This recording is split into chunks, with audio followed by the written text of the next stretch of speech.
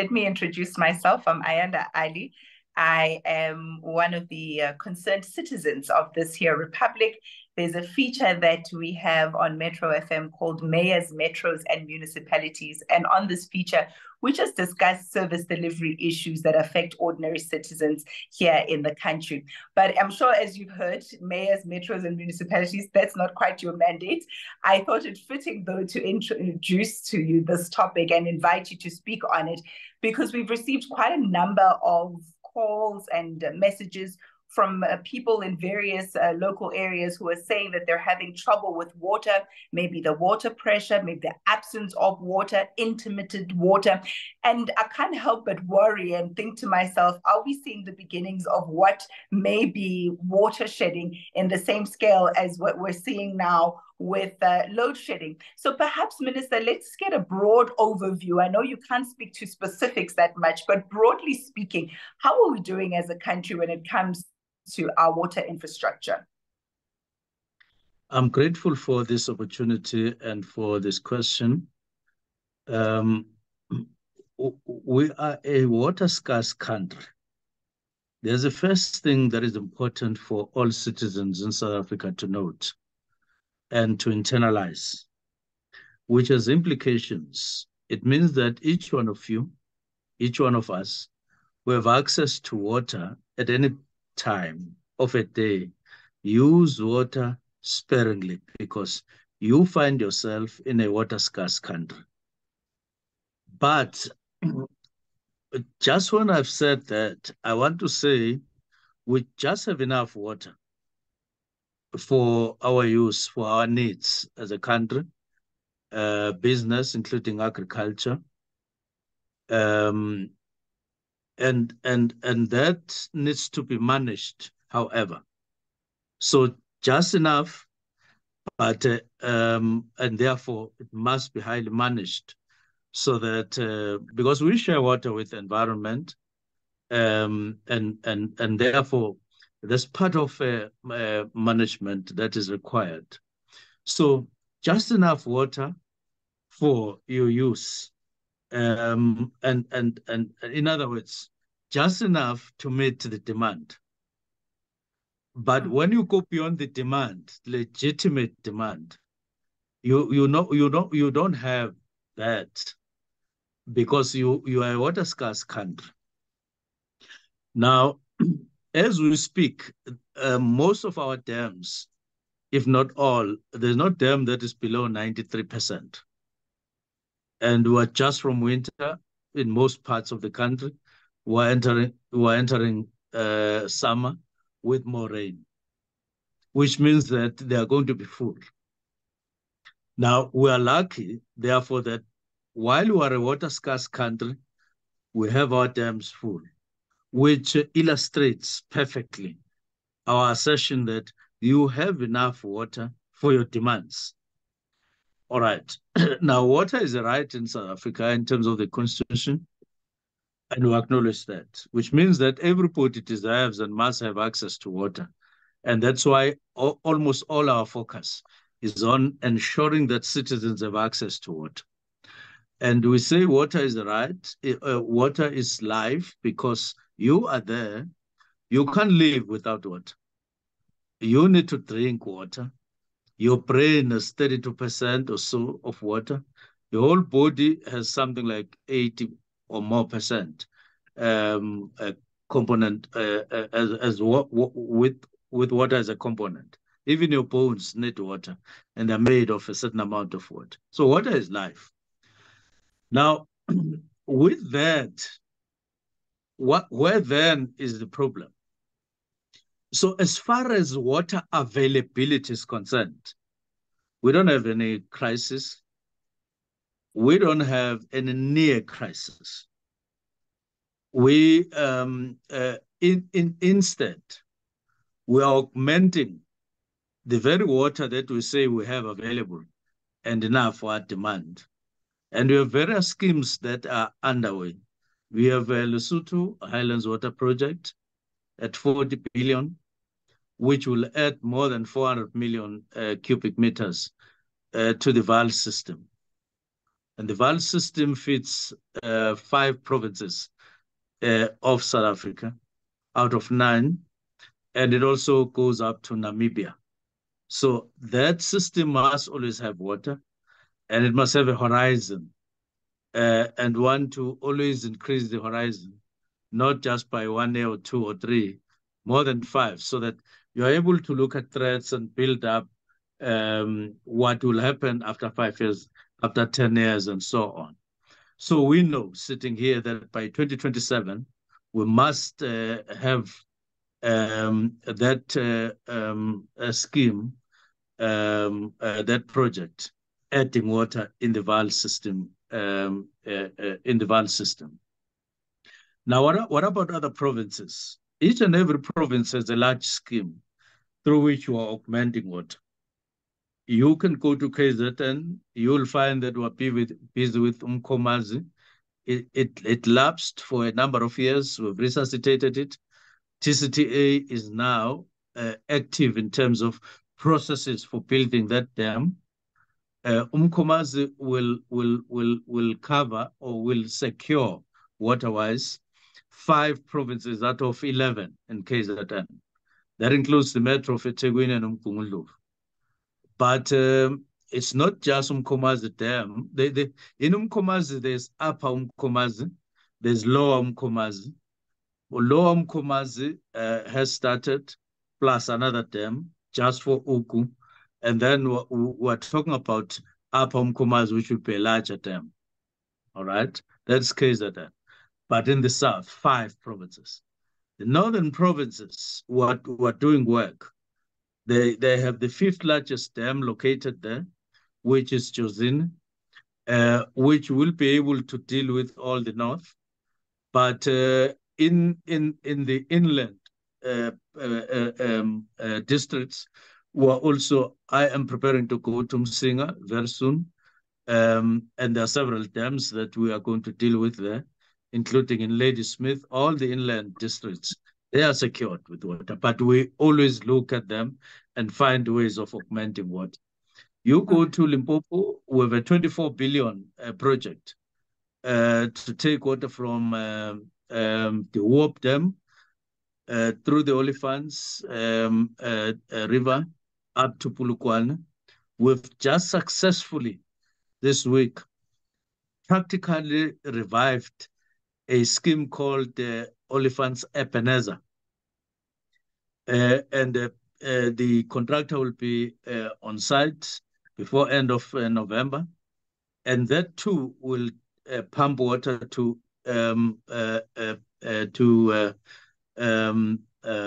what's this place? It's Polokwane.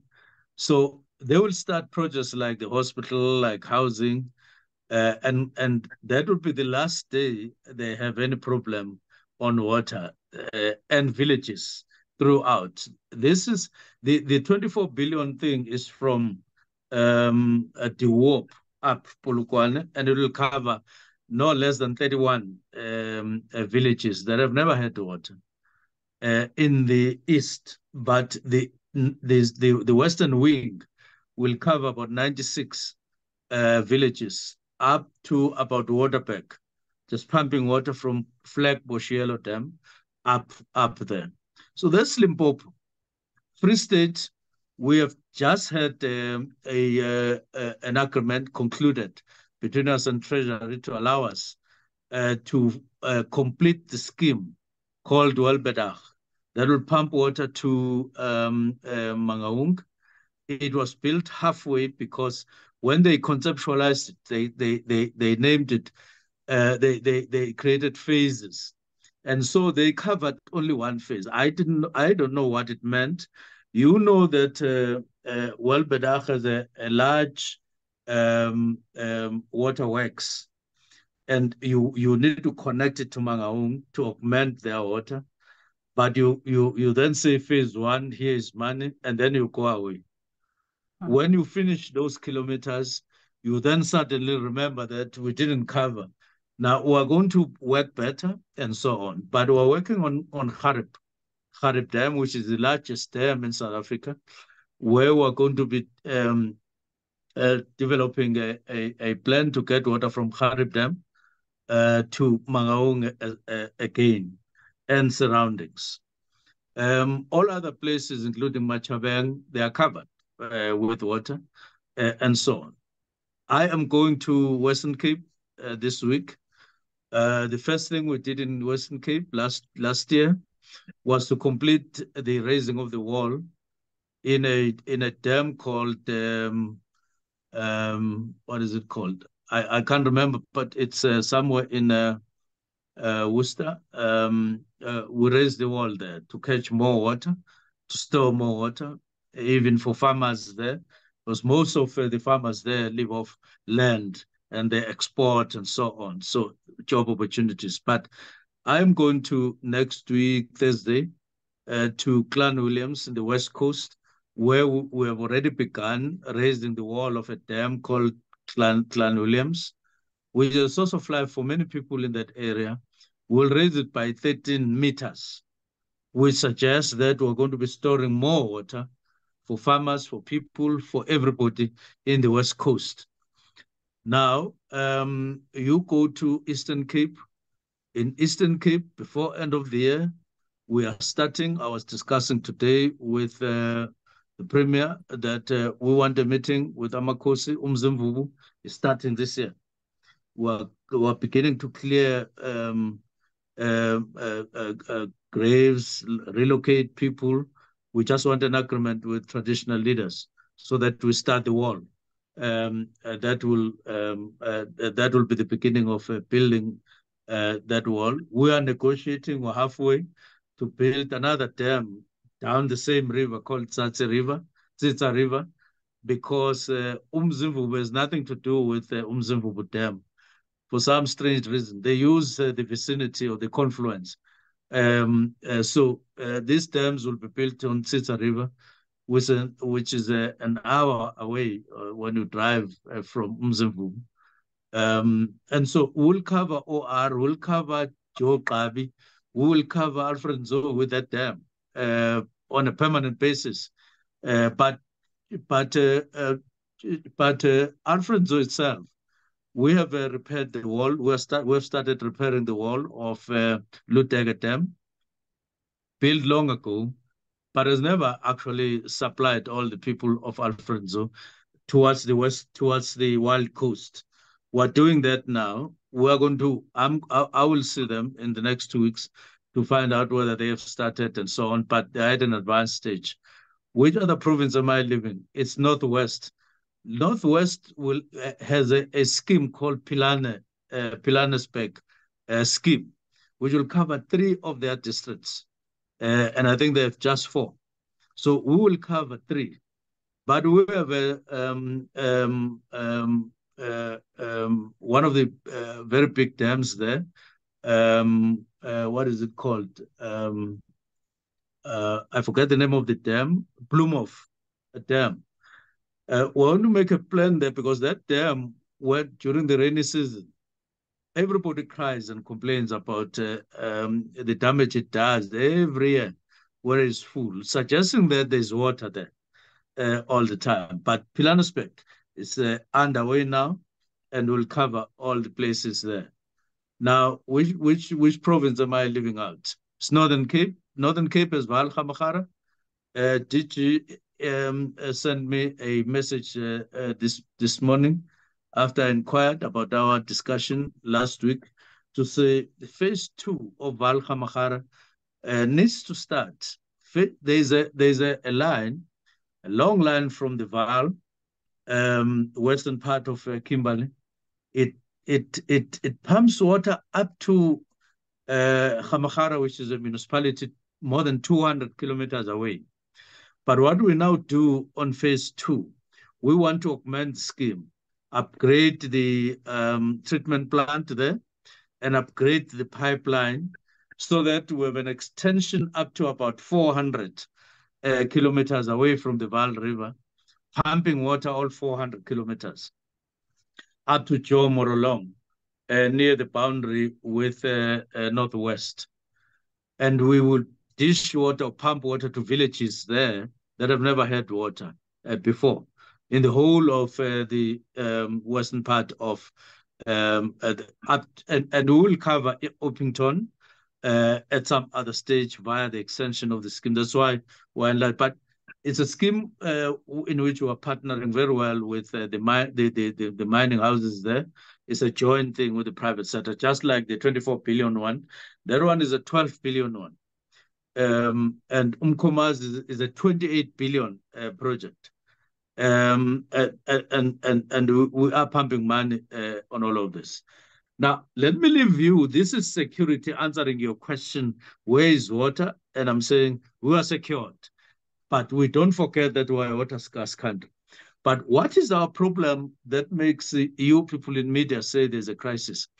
It's water to households from all these sources of water and all these bulk lines that I'm talking about and dams. Over years, we made an error. I would say is the ruling party and government relying on municipality. And this is in terms of the law. The law says DWS deals with bulk water. No, it deals with water resources. These are your rivers. These are your underground water. These are your dams. We look after that for the country.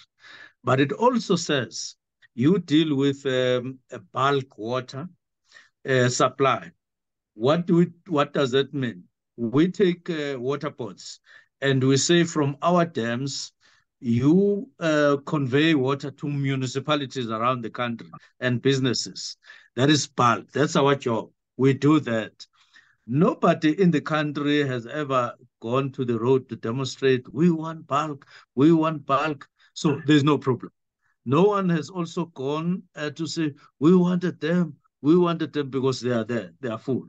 But we're building more. We're going to be building more. Some were raising walls, but in others, we're going to be starting like the ones that I was talking about.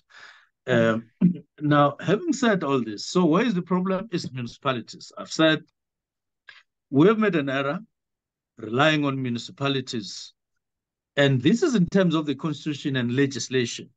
So it was a blunder we made, but following the law at the same time. What has happened with municipalities? Over more than a decade, municipalities in the country have been declining, not just on what, on providing basic services. Yeah. When it comes to their roads, declining, full of potholes or no roads. When it comes to waste removal, they are wanting. I wouldn't say all of them, but quite a number, remarkably so. They are raising their rates all the time. And that water and sanitation. Municipalities, most of them in the country, are designated by COGTA as water service authorities, meaning they are authorized both by the constitution and legislation to render water services. So water is divided into two in the main. There is water resource management, which is our job, going with bulk. But then the other stream is water services management. Municipalities are in charge of services. We're in charge of resources. Now, we come there when it's on the 5th of August, 2021, after President reshuffles us. I'm talking about me personally and the deputies. So I look at this not from scratch because I'm part of South Africa. I've had privilege of serving in government even at provincial level. I've been wondering why on earth, how on earth we failed to convey water to households in the manner that we've been doing. But I was talking alone. Now I find myself, I'm responsible for that. I have to answer that question. So first thing I say, how do you rely on a municipality called Kopanong that it will ever deliver water in the municipality? Kopanong has 400 workers. It's a small municipality with a small income. These people, most of them are indigent. They don't pay for water and so on. But they have 400 workers, which means that whatever money they get, it goes to salaries. So there's no way they will ever provide water. So I make an example thereof. Well, you have Gauteng municipalities, all of them combined, including Johannesburg, including Ekurhuleni, including Tshwane. Now, let me just start with the big 3 or 4 problems of municipalities when it comes to water. Apart from the general decline, which I've spoken about, what do they have? Most of them have declining infrastructure, because this infrastructure has not been renewed for a long time. So you find a 90-year-old pipe, 120-year-old pipe, obviously it begins to have holes, and it declines in terms of containing water and conveying it the way. So that's the first problem, old infrastructure. But an additional problem is O&M, which is operation and maintenance. If you have a reservoir, there are rules that apply in terms of operating it. If you have a water pump, that is a water pump station, there are rules that apply that you must comply with, which means that compliance must be able to exist somewhere in your head if you are an operator. You can't just take a person because they are unemployed and say, go and operate there, because there's no system in the head. So the first thing, so O&M means not just operating. It means operating in accordance with and in compliance with the rules. If you deviate, then this thing is going to decline, and it's going to refuse to function properly, just like your car. Now, they have a problem of O&M because they are non-compliant. But then the second aspect is maintenance. They don't maintain, or if they do, it's not up to the level that is required. So there's a problem of infrastructure. But going with that is investments. We haven't seen investment pouring into infrastructure, water and sanitation infrastructure in the country. We are encouraging it. We are out there. It is acknowledged even by the United Nations that we need more infrastructure. We need more money, more investment on infrastructure all over the world, not just in South Africa, all over the world. We even have an investment committee. It's called Panel of Experts globally. We have it in the continent. We're pushing in the country, like I was referring to billions that we are. But in March this year, just Gauteng municipalities, we had a meeting with them from September last year up to now to say, how much are you investing in infrastructure? All of them, including Lesedi, all the small ones and big ones, they told us, no, this is how much, this is how much, this is how much. We have examples, we are keeping the record, we are monitoring. They said, we have money with this money that we're setting aside, we are going to do one. We are checking, have you done one? What percentage? And so on for the next 12 months, for the next 24 months. We have an example here, for instance, of Ekurhuleni. This is what I'm talking about, so that you see, I know what I'm talking about. They say we have duty to do non-revenue. There's an animal that is ravaging our water. This entity called Rand Water will pump water into the system of Ekurhuleni. What does Ekurhuleni do with water? Because of the nature of their infrastructure, they lose water. All the water that they lose is called non-revenue water. What are the components of non-revenue water? It's water that they give to indigents. That is people who are old age and so on, and they declare them indigent. It's water that is connected illegally, but it is also water that they lose directly to the ground from their pipes. There's no municipality in the whole of Gauteng that loses more than 21% of their water. Overall, on average, they lose 33%. So they vary. So there are those that lose directly, I'm talking directly. eThekwini, as I speak to you, they lose 45% of their water directly to the ground, from pipes to the ground. Their non-revenue water combined is 57%. So in Gauteng, most of the municipalities are over 40 in terms of non-revenue combined with direct. Now, we then, over and above that, have load shedding. What you saw in the end of August and September was something that affected Zekerposh. Zekerposh was without power. No, first, from the 18th of August, Randwater noticed that there's increasing consumption, growing consumption of water in Gauteng general. They asked me to call a meeting. I called the meeting. Then they gave them the report that we are noticing an increasing consumption of water, more than usual, more than what we know. Now, we think it's because we're getting to summer. We are asking you to manage water. In other words, manage the demand. In other words, keep the demand normal. What does that mean? It means that you may need to tamper with your meters, with your pressures, so that you manage your water. Because water needs to be managed. If there's somebody who is overusing water, you deal with their meter to manage water, such that and so on. Now, the combination of all these things, therefore, is getting us where we are, which people in the media call a crisis. Not a crisis. I went to the dictionary, English dictionary, to find what is the meaning of crisis. They say it is intense difficulty.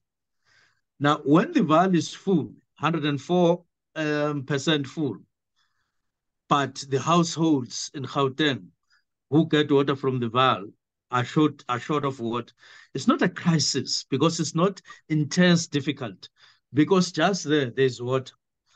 However, it is difficulty, but not crisis. Because the problem is just how to convey. They try to convey water, but they are affected, as I said, by their state of infrastructure, then high non-revenue water, both leaks and all of that. But then they also have a problem of managing water.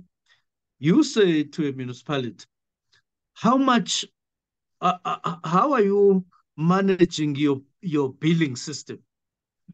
You find concerns. How much are you collecting? What's your system of collecting? You find problems there.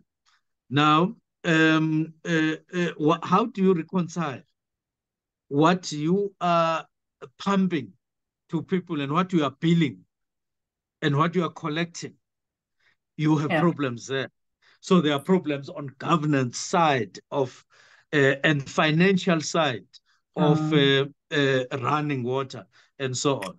But what are we doing as a result, as a way forward for your comfort? We're on it. We're working together like never before. I don't want to interject because, in fact, the context you provided has been invaluable, Minister. It's important for us to get a broad overview. And I think a holistic picture, province by province, you've taken us on the journey with you. You've given us a forecast of where we're going. You've taken the country into your confidence, and I really appreciate that. I must say, as much as I'm excited about what the future has in store and what work is already underway at the moment, I must say, as per your definition of crisis, there are some people who at the moment are experiencing that intense difficulty. Quinn Mdluli contacted us. Quinn is from Ekangala, a community under Tshwane Metro Municipality Region 7. She says, we have an issue with our water spanning over 5 years now. The water quality from our taps is not drinkable. It's not of drinkable standards due to old infrastructure. And the water plant she speaks about says they're just not very effective and they're not very helpful. her sentiments are echoed by Terry T, who says that he's from Tsakani, extension 22, and in the last 8 months, they've had no water at all. Now, we seem to have a bit of a difficult time because there's the future prospect that you speak about, the wonderful plans that are in place, the investment that's going into it, and really the work of expanding and increasing our dams, but it's not translating into water in the taps right now.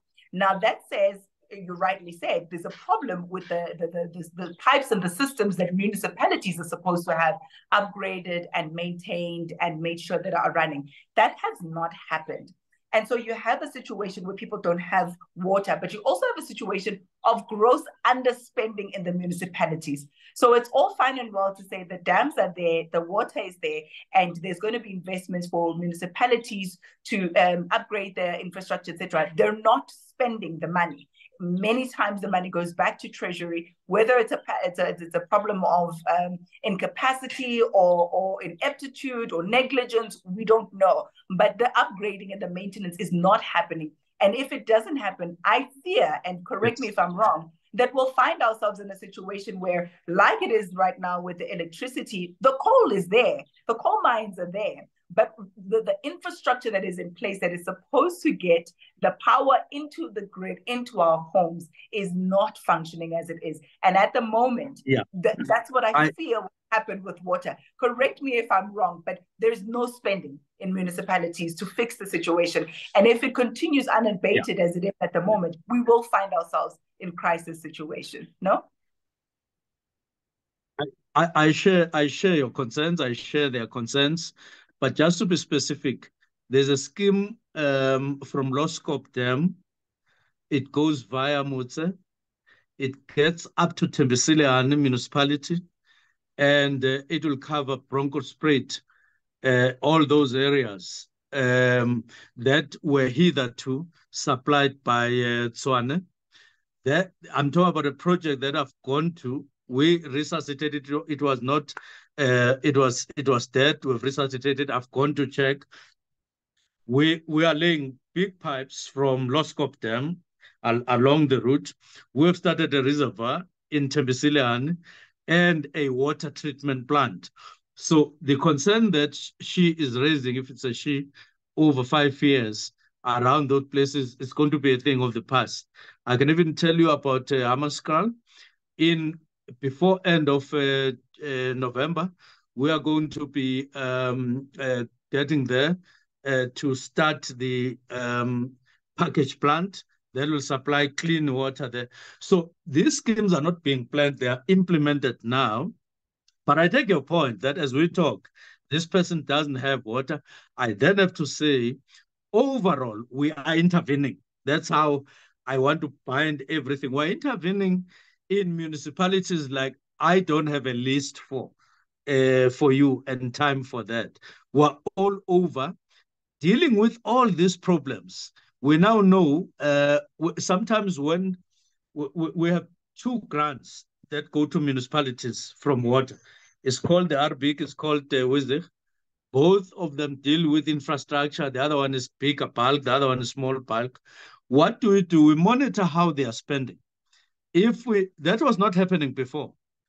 Now, we are carrying the backlog of us not overlapping and dealing directly with municipalities because we were respecting this thing called the legislation. So we're bulk, we are resource, they are services. Now, when we came, we changed that and said, let's deal with water as a value chain. So I deal with water from the Val Dam or from whatever resource right up to the household. And we've shifted the department. We've repositioned it to deal with the whole value chain. So if there's a municipality that is not managing their WISIC, their RBIC, and complete and spending as a whole, it is very much on the decline now because we are intervening. We have said to water boards, I met them the day before, please understand me as Minister of Water. I want you to overlap. When I see a municipality that is experiencing a problem of one kind or the other in reticulation, I will call on you to get inside. That's why Rand Water is in discussion with Mfuleni. And the first meeting took place today, and the final date is 15, wherein Rand Water is going to take over water and sanitation services of Mfuleni. No longer now under Section 63, but they are going to be a service provider for Mfuleni, because Mfuleni doesn't have capacity. They don't spend. They don't do this. So we've created a mechanism, and it has been agreed to by Cabinet, that say, if you are a water service authority, and Ayanda is the mayor there, we're not going to interfere with your power of being a water service authority, because there's constitution, there's law. We don't want to waste time amending the law and the constitution. All we are saying, separate, because Water Services Act separates between water services and water provision. You can be a water service authority, but not a service provider. Now, we're insisting on this thing, separate. Now, appoint somebody as a water service provider. It could be a board. It could be a municipality next door that is doing better. It can be a private company. It can be an NGO. It can be anything.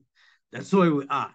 The task team to experiment on this, actually to do it, is meeting for the first time here in Gauteng under the leadership of my special advisor, Advocate Pikoli, but they are reporting back on the 15th of November.